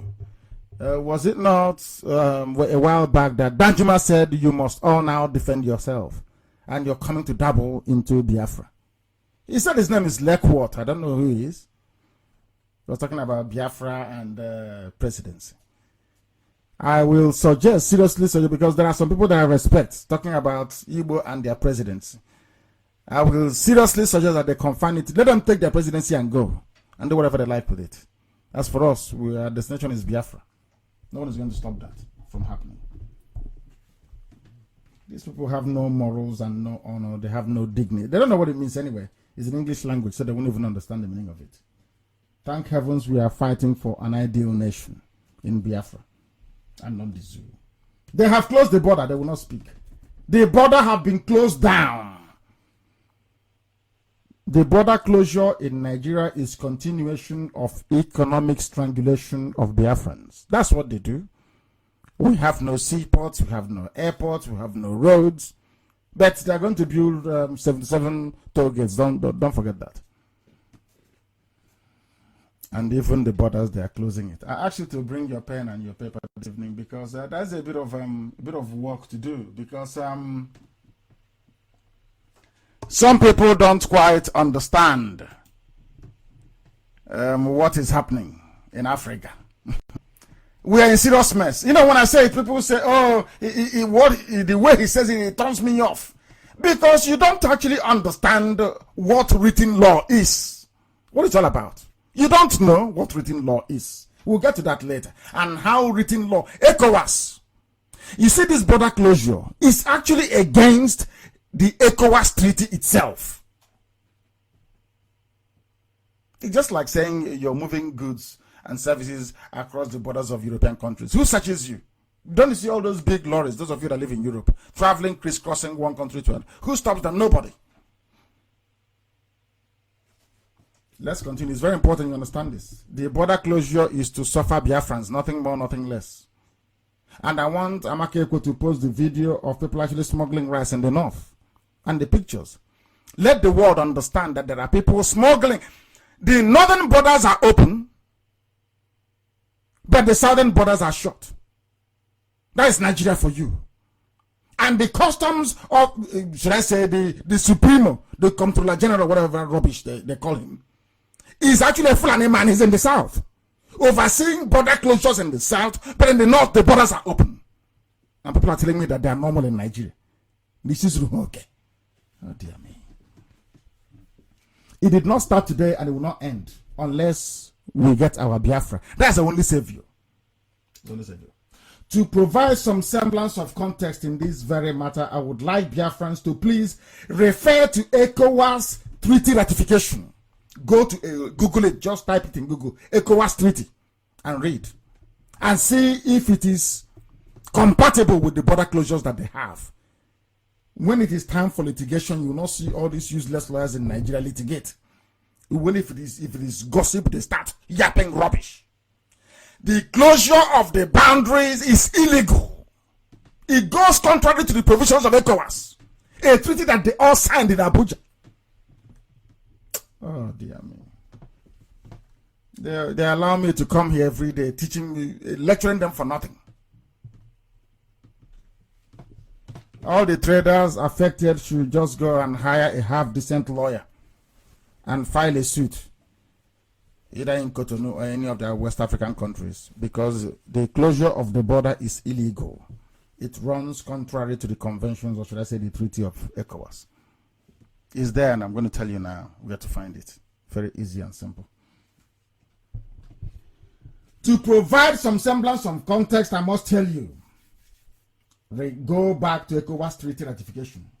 You see, the problem of disobedience to the rule of law is endemic across Black Africa. I don't know what's wrong with Africans. They don't know how to obey the laws that they've actually written down themselves. Nobody forced them to make the laws. They make it and they break it. And when you hold them responsible, they just simply ignore the court. Do you see why the white supremacists call you monkeys and baboons from Africa? And you get upset. I don't get upset because they are correct. You get upset because if you go back and reflect and look at yourself in the mirror and the way you behave, you know there's no difference between you and a baboon in the forest somewhere. You made laws, you wrote treaty. Oh, because EU, that is EU, you have all these trading blocks, you know, Africans. You know, just like the way they changed their competition to Champions League, because there's Champions League in Europe. So CAF now needs to have their own Champions League as well. Anything you see, you copy, without following the discipline that underpins that very thing that you're seeking to copy. You saw EU and you copied your own ECOWAS, free movement of goods and services. And you are deporting people from Ghana. When the treaty says there should be no deportation, it's very clear. People can settle wherever they like across West Africa. It's in the treaty. Hi, blacks. Let's continue. I want everybody to please Google ECOWAS revised treaty. I'll give you some minutes. Google it. ECOWAS revised, R-E-V-I-S-E-D, revised treaty. You will find it online. Quickly go to page 5. Please, Amaka, copy this very page and put it up on my wall. If you may, please. Go to page 5 of ECOWAS revised treaty. It's called Article 3, the aims and objectives of ECOWAS. They want to recreate an economic union and free travel zone as you have with the EU. You know, we black Africans now. You know, anything we see, we copy. You know, like a suit, anything we see from abroad, we borrow, we copy. But we don't know how to maintain it. Very sad indeed. What does Article 3, subsection 2E say in ECOWAS treaty? I'll read it for you. It is the establishment of an economic union through the adoption of common policies in the economic, financial, social, and cultural sectors, and the creation of a monetary union. Monetary union, like the way you have the euro. That's where they're heading to. Now, let us go to section 2D. They want to create something like the euro now because they have said it here. That's what they're going to do. Now let us go to section 2D. The establishment of this common market. You know, the EU was a common market before they moved slightly political and the British got upset about it. Section 2D, subsection 1 says, listen carefully please, the liberalization of trade by the, listen to the grammar, by the abolition. That is the key word, abolition. That means to do away with. To abolish it completely. What are they abolishing?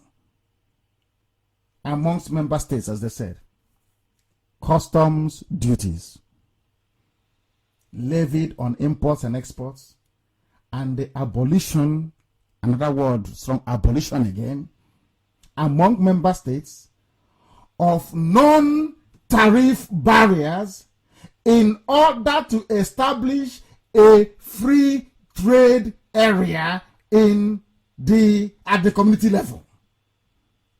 Are you listening? The liberalization of trade by the abolition among other member states of customs duties levied on imports and exports, and the abolition among member states of non-tariff barriers in order to establish a free trade area at the community level. They copied this thing from the EU charter that set up the EU. Do you know that when you get to Cotonou or Seme border and you have a barrier there, it shouldn't be there? Are you aware of that? Nobody should ask you any questions because that's what the treaty says. The worst they can do is to say, where is your passport? I want to identify who you are. But there should be no barrier. freedom on of movement of goods and services. Let us go to section 2D, subsection I. Now listen. Listen carefully to ECOWAS Treaty. In case you are being deported from Ghana, you shouldn't come back, go and get a lawyer. Because ECOWAS Treaty says you can be in Ghana for the rest of your life if you want. And every vice versa for Ghanaians who are living anywhere in the zoo. The law says you cannot, you can settle there if you want. You don't need to renew your visa. It is here in ECOWAS Treaty. That's what they said in plain, simple English, in black and in white. What does it say? It says the removal between member states of obstacles to the free movement of persons, removal of any barrier. There should be no barrier that should prevent people from moving about their goods, which means that the closure of semi-border is illegal. You should not block their goods or their services and capital. In other words, you can take your money from anywhere and go to any West African country as a West African citizen or whatever it is and invest there. Nobody should ask you any questions. That is what he's saying here. Free flow of capital. And the right, listen carefully, you have the right of residence and establishment. But you have Ghanaian law enforcement officers pursuing people, saying, yo, you're a Nigerian, come, I want to send you back. But ECOWAS Treaty says that Ghana signed up to, 15 of them signed and said, you can live anywhere in West Africa. And closure of semi-border is illegal. But they don't know. You know, they're Nigerians. What do they know? It's for free. You see, if they had succeeded in closing Radio Biafra, would they get this education for free? No, they won't. That is why IPOB and Radio Biafra, we mean well for humanity. We don't want to cheat anybody. We don't want anybody to cheat us. That's all. We don't hate anybody. We only hate those that hate us. If you hate us, we'll hate you even twice more. That is why I despise the zoo. It is here in black and white. Let us reconcile what the treaty is now saying with what is happening at semi-border and other borders across the south that the Fulanis from the north have closed. Is it not very clear now to those of you that claim you are the elite, the governing elite, that you are as daft as this animal that they call idiot? You know, there's an animal they call idiot. The so-called elites, they are as daft as an idiot. They know nothing, their brains are empty. These are the people who want to vote as your president. Then am I here? Tons. From left to right, all of them. I hope we have this evening opened your eyes to the reality that Nigerians are living in darkness. If you're a businessman and they said you should not cross a border with your goods, simply go and print this article, print this page from ECOWAS and show it to the person. They will get out of the way. That is what the law says. ECOWAS Treaty is a law. The law says you cannot close semi-border. You cannot close it. That's what the law says. And they must open it.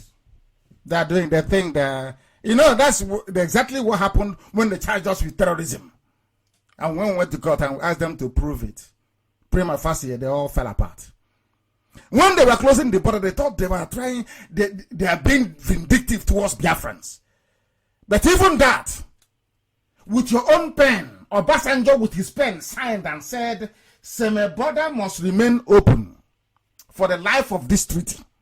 Every border in Africa should remain open, in West Africa at least. That is what the treaty says.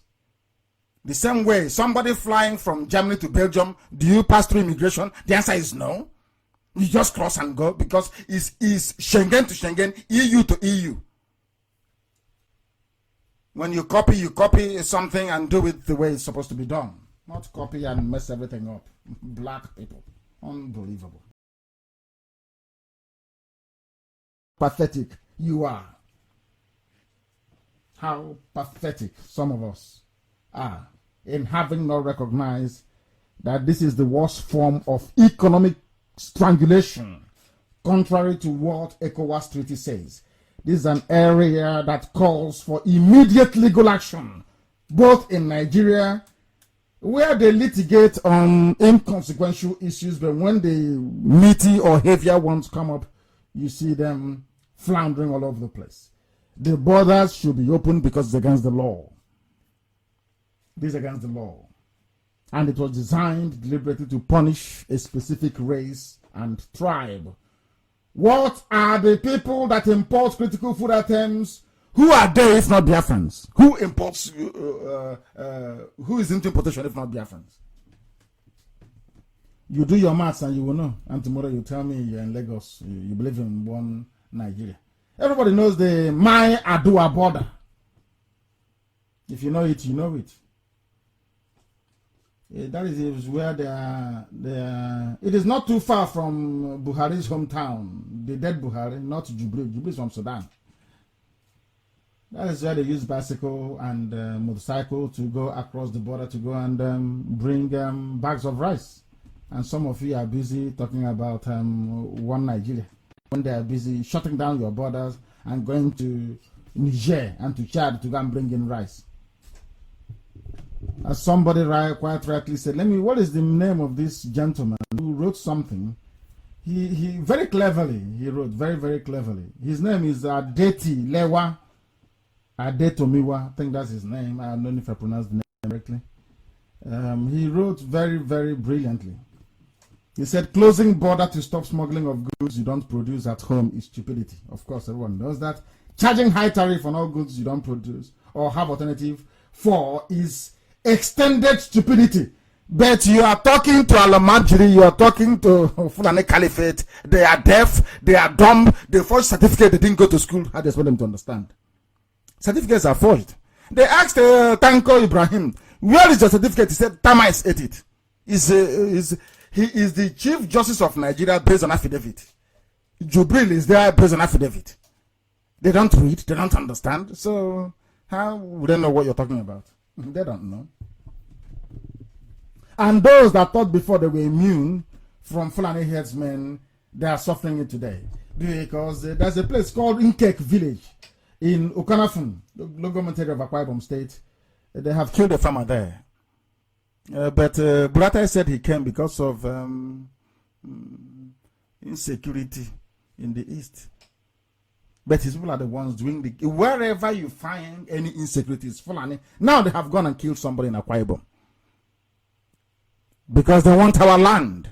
And we will not give it to them. And of course, with the cooperation of the village, we will also meet them there in less than no time. The time now is approximately, or should I say, precisely 3 minutes past the hour of 9 in the evening. And also the same number of minutes past the hour wherever you are all over the world. I want to reiterate before we close this very evening that there is a part of Biafra in Ondo State, Izon, or some say Ijo, in Ondo State. They are coming with us in Biafra. The same as Bakassi. No part of Biafra will be left or hived off to anybody. We have suffered enough with gerrymandering of borders. It will not happen in Biafra.